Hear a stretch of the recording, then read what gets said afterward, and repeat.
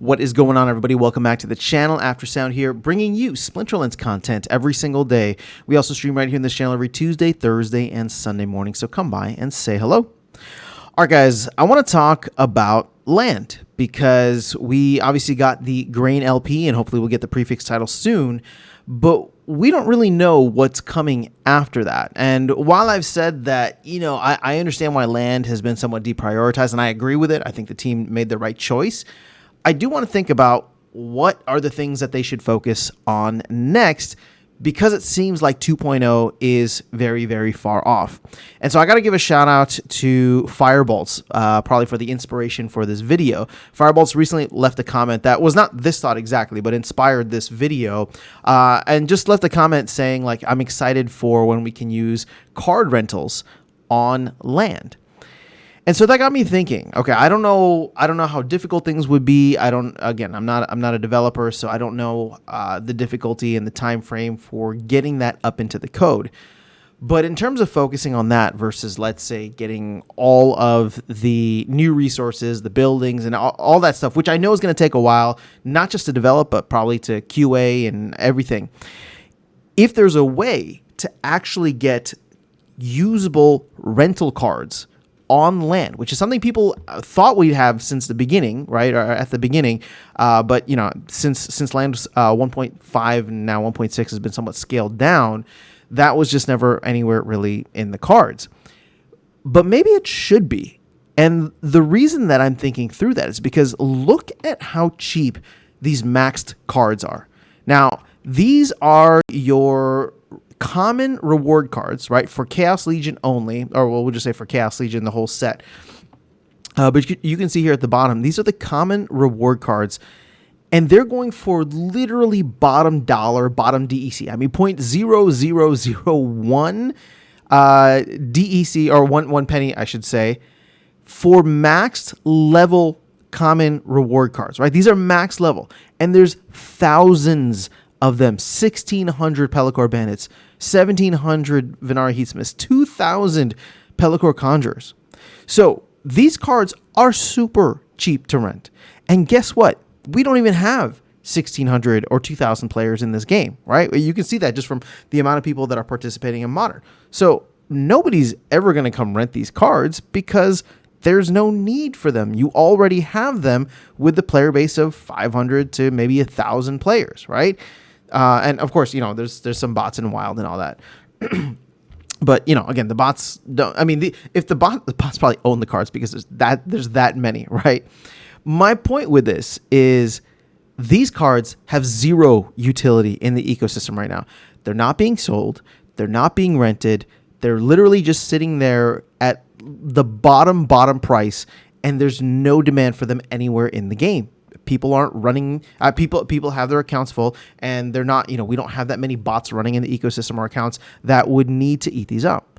So land actually makes sense. Oh gosh! All right. So if you saw that video, I still have a ton of energy after opening 100 chests, and my bot has just been playing.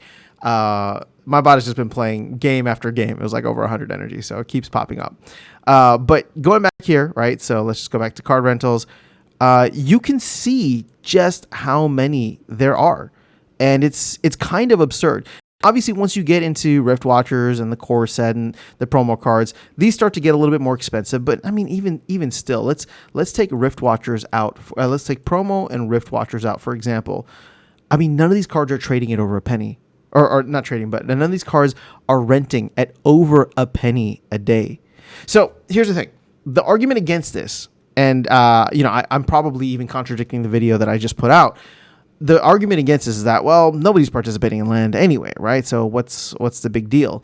You can see the trade hub, there's not many people going into grain and all that. But here's the thing. Once prefix titles are out, and I'm quite confident the team is going to find creative ways to get elements of land 2.0 out sooner rather than later, I actually think that there might be a benefit to going and trying to really get your land plots moving. And this cuts down a significant cost. Now, at the end of the day, buying a land plot and let's see how I do here. But buying a land plot, damn it, buying a land plot, paying 1,000 DEC to use a max card is still going to be quite expensive, right? And these cards would be an additional like $20, right? If you're buying max level copies of these reward cards, the common reward cards, they're all going for a penny a piece. It's $4. There's 5 units on each land. Actually, I'm curious to see now how much you could probably get them for slightly cheaper. But let's just do max level here and go all the way down on the common cards. Yeah, so I guess you can get them way less than $4, which is crazy. I mean, these are trading at like $1.75 for max copies. But you get my point here. This cuts down some of the cost, right? Roughly anywhere from like $8 to $20 per plot.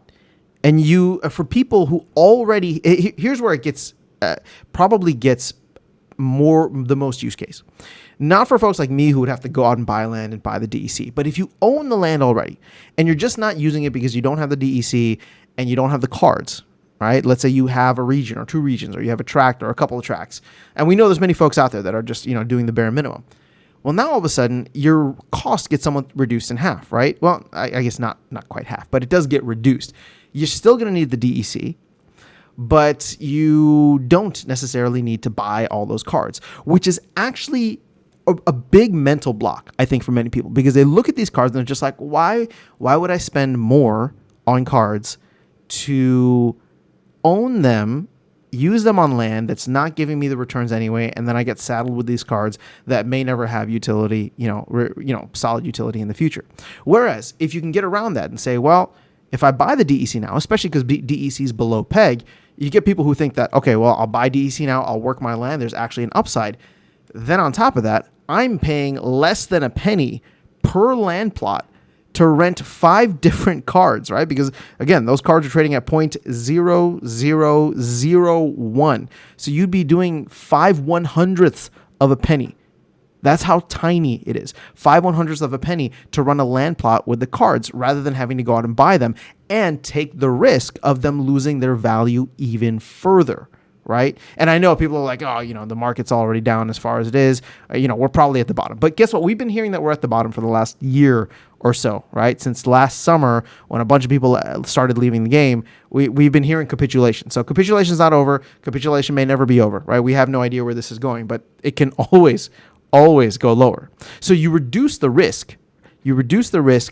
Of the landowners by having them rent the cards to get more land plots on. And what does this do? This eats up a lot of DEC, because I would argue that most anybody, right, but landholders in this scenario, if they're going to take a risk holding an asset or holding something in the ecosystem, my guess would be DEC, because DEC is always going to have value, and the team is always going to be trying to get it back to peg. They don't necessarily want to be holding cards because we don't know where cards go in the future. And especially these cards that are all just absolute trash right now. They're important for the meta, but the value of them is through the floor, right? You can see that. Then it becomes an interesting proposition, because you might get many more people who are like, you know what? I will spend the 50,000 DEC per land plot because I don't have to buy the cards. And I want to compete and try to get maybe one of the titles, right? Or maybe one of the other cool things that they can implement. I think that there's other options. And this is not an overnight thing. I don't think that they should, try to stop everything that they're doing and implement this tomorrow. But I do think that this should be a 2024 thing. And yes, we're close to the halfway point of 2024, right? So I'm talking not the end of 2024, but within the next couple of months here.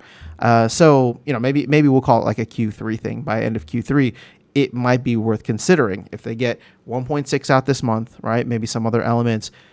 If they can get elements of 2.0 out, I think it could make for an interesting situation, right? Whether that's the infinite card staking, whether that's whatever. Oh, infinite card staking would be its own thing, which again would probably give some value to these cards.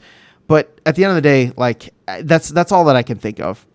So I just want to put this idea out there because I'm curious to see what other people think. Again, I'm not, look at how many games it's playing.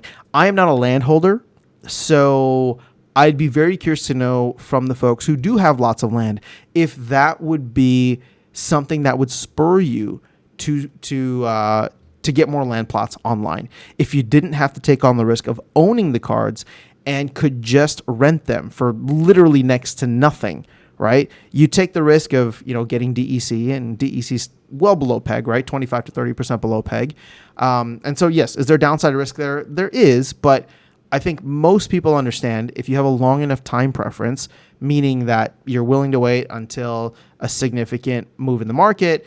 We're not going to get a mini set, but maybe, a future promo card, or at the very least, whenever the next core set comes out, that DEC will make its way back to peg. And so even if, at the worst case, you shouldn't lose too much value with your DEC, and your DEC will be earning you something, whether it's grain, SPS, or research, whatever you decide to do with your land. So let me know your thoughts in the comments below, especially the larger landholders, if this would be something that would move the needle for you. But it makes sense to me if I was in your position. But since I'm not, I want to know where the holes in my thinking are. So that is all I have for you guys in this video. Let me know your thoughts in the comments below. But otherwise, I will catch you all in the next one and see you around the game. Take care.